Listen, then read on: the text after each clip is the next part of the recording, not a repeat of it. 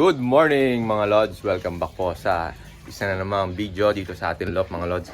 So for the today's video, ito pakita ko sa inyo yung mga bago nating inakay Rico. Sumabit pa yung ulo ko mga Lods. Ito na. Ito na mga Lods. Ayan o, pakita ko sa inyo. Share lang natin itong ating mga bagong mga bagong pisa natin mga Lods. So doon ko nagkakamali. Ano na to? Mga 3 to 4 days o 3 to 5 days na mga Lods. Ayan. May dalawa na naman tayong inakay. No? So bali itong inakay pala na to, ayan, itong inakay na to.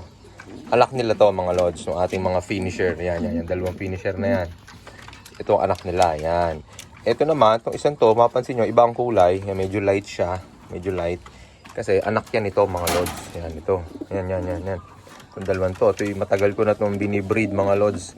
Ngayon lang sila nakapagpapisa. So ang ginawa ko, nung may itlog sila, ayan, pinalimliman ko na lang agad dito mga Lods. Nagkasabay naman sila ng itlog. So kagandahan yan, napisa mga Lods, napisa. Ayan, napisa na mga Lods. Mapansin nyo, medyo light ang kulay niya, no?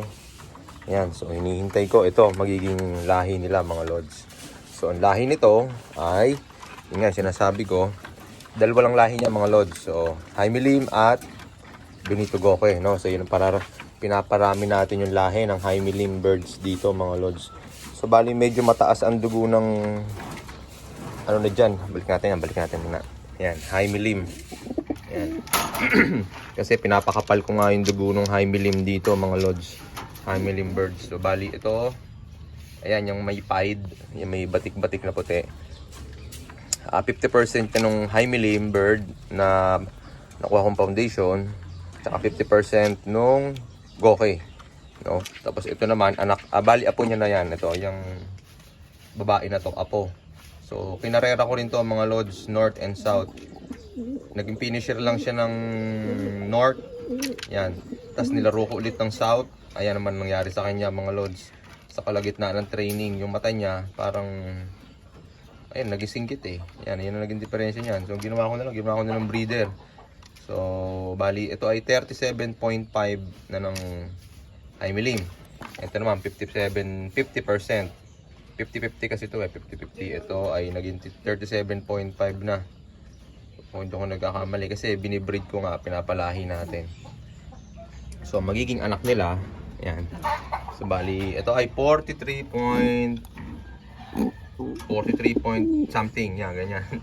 43, so mas mataas na ang dugo niya mga Lods. 43% na ng Jaime Lim. Yan, sana gumanda pa. Sana dumami pa. Sana ito, may isa pang itlog sila. Sana mapisa din mga Lods. No? So mga pang-stock natin. So tingnan natin kung anong kalalabasan ng mga inakay na to. Pero yun nga, pinapakapal ko lang yung dugo nila. Yung lahi. Para maganda ng i-breed natin. Yan. So yun ang nangyari dyan. So dito naman, tingnan natin yung mga palahi dito. Ito hindi pa nakakapisa. Mapipisa pa lang to. Ito yung galing na ibon kay Idol Romel Villaruel, yan.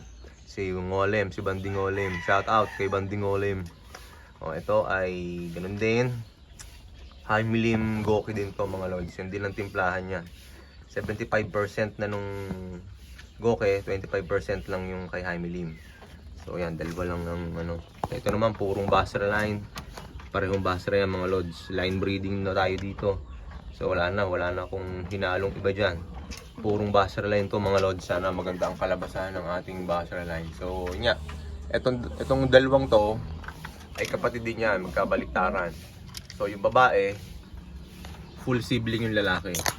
Yung namang babae, full sibling yung lalaki na to, mga finisher. So sila pinag-pares ko dito. Tignan natin kung ano maganda ang ilaro niya sa south, no? So dito, ayan, wala pang itlog to eh. So ganun din, Goque. Ayan, Goque. Ito namang babaeng nakaupo, full sibling ng ating Katbalogan Clacker Daybird, no? Na pumwesto din naman sa MRPC yan. 2 taon. Yung kapatid niya, hindi siya. Kasi nawala na Tacloban eh. So ginawa ko, binread ko na lang yung kapatid na babae. So sana maganda, line breeding.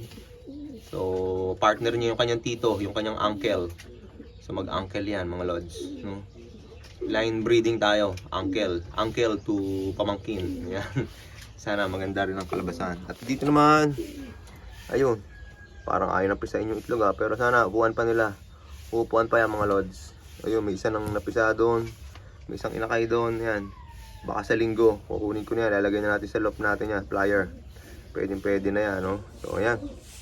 Sana magandang kalabasan ng ating breeding ngayong taon, mga Lods. Good luck sa inyo lahat, sa atin. So, hanggang dito na lang muna, mga Lods. Update ko kayo sa mga susunod nating video, no? Maraming salamat. God bless you, mga Lods. Bye-bye. Dito muna. So, ayan. Good morning, mga kapatids. Welcome back po. So, for today's video, ayan, no? Pakita natin yung mga young birds natin. Talagang init na init sila, mga Lods. Bilad na bilad sila sa araw. Napakainit din dito, mga Lods. Ayan. So, ngayon, papapasukin na natin itong mga naunang na batcher. Ayan, no? Mga batcher na natin yan. 1, 2, 3. So, madali na yan papasukin, mga Lods, kapag yan ay naglagay na tayo ng pagkain. So, papakainin ko na itong mga Lods. Pakita ko sa inyo, mga batcher na itong ating bagong pag-asa. Kaso napakainit dito. Sabog ang pawis ko agad. So, ito, papakainin ko na sila. So, ang ginawa ko, magkahalo lang yung Enertone. Yan, Enertone, tsaka Flyer Mix. Para hindi ko pa rin naalis yung pellet. Kasi may mga inakay pa ako dito. Ayan yan. Ha? Oh. Ayan. Ito yung ating mga young birds na hindi pa nakakawala. Mga bago pa lang natin yan tuturuan, mga Lods. Hindi ko nila lahat para hindi ma-stress. Mahirap kasi pag nilahat kong alpasan, baka mag-fly away itong mga to. So isa-isa lang ang alpas, yung mga magugulang. Pag magugulang na, tsaka ako sila alpasan. Ito, susunod ko nga alpasan, yan. Tsaka yung blue bar, tsaka yung may isa pa doon, isa pa. Basta may kulay na yung mata, pwede ko nang alpasan yan. So sa ngayon, dito muna sila sa kulungan. Tine-training muna natin sila sa pagkain, ha? Ayan, tinan mo, tatawagin ko na sila. Lalagyan natin ng pagkain dito, mga Lods. Yan, yan. Papakainin naman natin sila. Sino yung pansipol ko? Ito na. Kawarak na yan.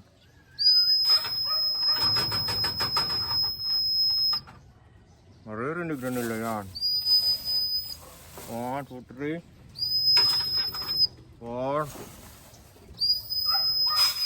5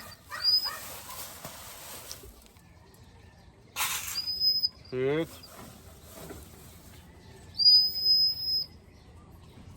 7 8. Ayan. 8 takal, mga Lods. 8 takal lang muna. So isang beses lang ako nagpapakain sa maghapon, mga Lods, para sila ay wala lang, ilang oras na meron tayo eh.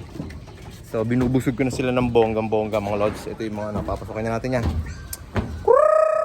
Papasokan natin yan, papasokan na. Para din sila ayun, magkakain na yan. O mamaya papasok na yung mga Lods. Wala silang alam-alam, nagkakainan na yung mga young birds natin. Sana, ayun. Diba, marunong na rin pala pumasok sa trapdoor, ayun, no? Ayun, kita nyo? Nasa trapdoor sila, papasok na yan, marunong na yan. Tapos meron pa dalawa sa taas, bahala kayo diyang magutom. Ayun, yung dalawang magulang. Unahin na, para yung mga bata, ginawa ko, yung mga bata, yan. Nakakakain sila na mas madami, hindi sila masyado naagawan. Ayun, habol. Oh, kita nyo, nag-aagawan sila, mga Lods.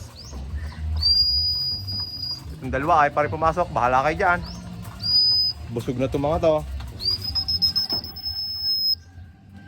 Ayos ba, mga Lods, napakainit dito sa bubong. Ayan, ano ba yan, may kandidato. O, ayan, mga Lods, oh. Tuwagin lang natin mga isa. Napakainit dito. Ayan, ang init oh.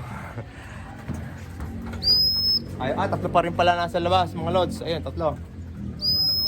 Papasok na yan. Puro pula ang mga ibon ko ngayon, mga Lods, kalimitan. Halos kalahati ng flyer ko ngayon, halos lahat mga kulay pula. Nagto-throwback sa pula. Ay, pa rin pumasok, napakainit na.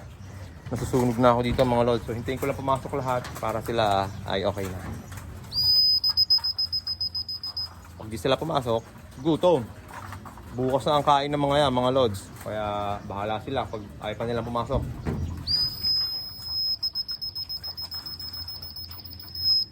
Ayun na, papasok na isa oh. Tagal, init. Makaupo nga muna. Yun. Wala, mainit talaga. Yun. Ayan, pasok na siya. Okay, dalawa na lang ang nasa labas. Dalawa na lang, dalawa. Ayaw pa nilang pumasok. Bahala kayo dyan. Nag-i-enjoy pa sila sa labas eh. Ayun oh, nasa bubong oh. Kita nyo, ito. Nag-i-enjoy pa sila sa bubong. Bahala kayo dyan. Pagpasok nila niya, wala na silang pagkain. Okay, di ba? So ayan. Oh, hanggang dito na lang muna mga lods. Medyo may kainitan talaga. Update ko na lang kayo sa mga susunod kong video. Thank you very much sa panonood. God bless you all and good vibes lang tayo ha. Bye-bye!